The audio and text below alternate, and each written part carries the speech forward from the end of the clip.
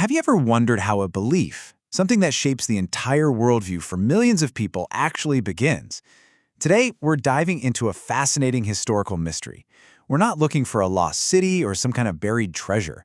No, this is about the origin of an idea, a really powerful one. We're going to follow the clues in the historical record to see how the belief in a hidden imam came to be. Okay, so let's set the scene.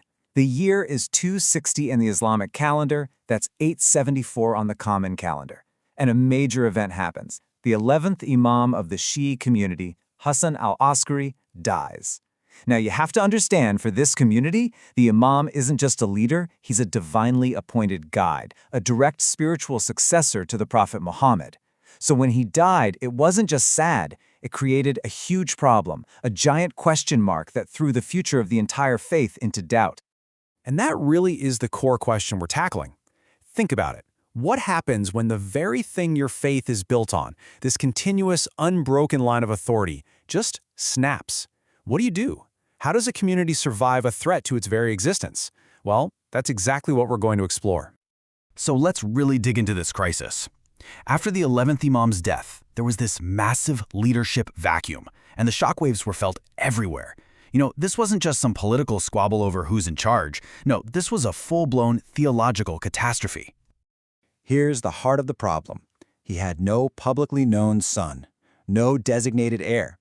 The whole concept of the imamate, this sacred, unbroken chain of divine guidance, looked like it was about to crumble. The system itself was on the verge of collapse. But out of all that chaos and uncertainty, a really extraordinary solution started to emerge. It was a pretty radical answer to what seemed like a completely impossible problem. And this one idea, this theological innovation, would literally change the course of Shi'i history forever. And that solution is known as the doctrine of occultation, or gaiba. So here's the belief.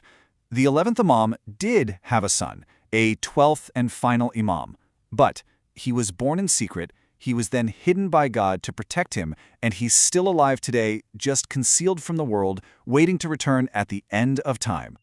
Now, this idea was an incredibly powerful solution. Why? Because it solved everything in one go. It neatly explained why there was no visible successor, right? But even more importantly, it meant the line of imams was not broken after all. The chain was still intact, just invisible. The crisis was solved. Okay, so if you're a historian, your detective senses start tingling right about now. The next question is obvious. Where did this story come from? To figure that out, we have to trace the evidence all the way back. Where's the first place this incredible story of the hidden imam's birth shows up in a clear, organized way? And that trail leads us directly to a hugely important book called Al-Kafi. It was put together by a scholar named Sheikh al-Kulaini. And this book contains the very first comprehensive, structured account of the 12th Imam's birth. That makes this text and its author absolutely central to our investigation. Now, in Islamic tradition, a story's credibility really hangs on its chain of transmission, the isnad. It's basically the list of who told who. So for this specific account, the story supposedly starts with Hakima, who was the eyewitness. She told it to Musa, who then told it to Hussein, who then passed it on to Al-Kulaini, the scholar who finally wrote it all down. But here's where it gets tricky for historians. When they put this chain under a historical microscope, they run into a problem. Using a method called Rijal, which is basically biographical analysis, they found that two of the key links in this chain, Musa and Hussein, are pretty much ghosts. They don't show up in the major biographical books of that era. From a critical historical view, that really weakens the verifiable foundation of the report. And that finding kind of forces us to zoom in on the final link in that chain, the compiler himself, Al-Kulaini. So is he just a passive collector, carefully writing down stories that were already floating around? Or was he playing a much more active role, maybe even a constructive one? So there are really two ways to look at Al-Kulaini's role. The traditional view is that he was a faithful transmitter. He just preserved what was already there. But the academic argument we're looking at today suggests something else entirely, that he was an architect. That by choosing which stories to include, how to arrange them, he was actively building the coherent theology of occultation for the very first time. You see, his book Al-Kafi wasn't just a random collection of tales. It was a system. For the first time, it laid out a logical framework for the imam's absence.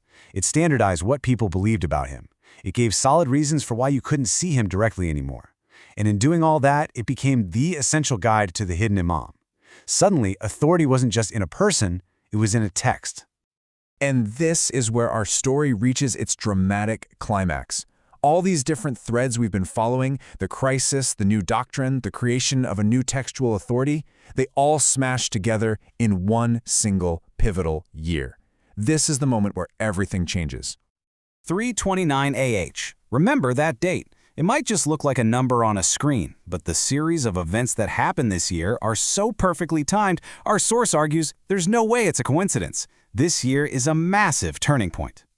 So get this, in this 1 year, Sheikh al-Khulaini, the man who literally wrote the book on this doctrine, dies. Then the fourth and final deputy, the guy who is said to be the last human link to the hidden imam, he also dies. And in that same year, a final message supposedly comes out declaring that all direct contact is now over. The major occultation, a period of complete hiding that lasts to this day, has officially begun. So, what on earth is going on here? Well, the argument is that this isn't a coincidence. It's what's called structural closure. Think about it. Once al-Khulaini's book was finished, the textual system was complete. The community didn't need a living human go-between anymore because now they had the book, a permanent authoritative text. The system could stand on its own. Okay, so where does all of this leave us?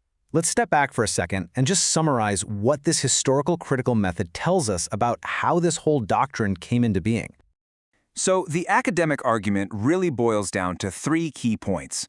First, from a strictly historical perspective, the story of the Imam's birth doesn't have independent, corroborating evidence from that time. Second, Sheikh al-Khulaini wasn't just a scribe, he played a decisive, architectural role in shaping the final story.